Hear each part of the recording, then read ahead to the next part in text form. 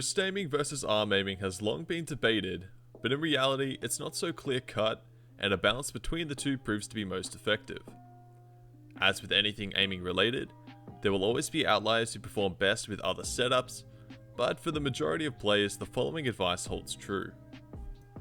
Each part of your body, from your fingers, to your wrist, to your arm, to your shoulder, and even to your chest, can and should contribute to your aiming action.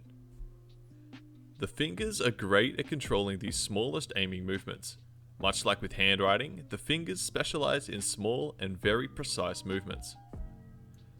The wrist provides excellent control with your moderate aiming movements like tracking a target in front of you, and the forearm performs the crucial role of getting your hand where it needs to be.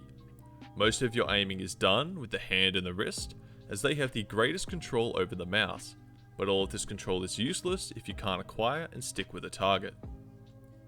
The forearm also allows us to keep our wrist in a more optimal position.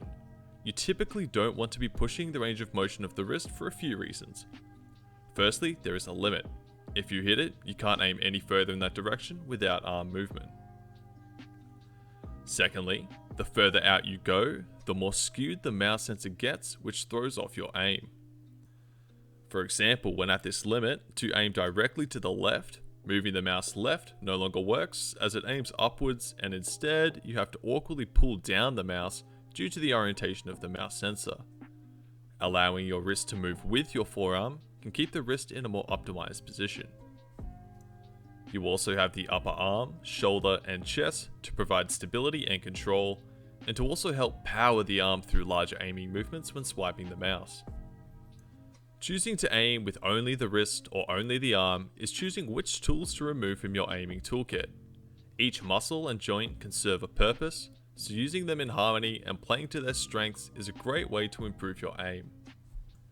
Thanks for watching, and if you have any questions about this, please leave them in the comments below, and we'll catch you in the next one.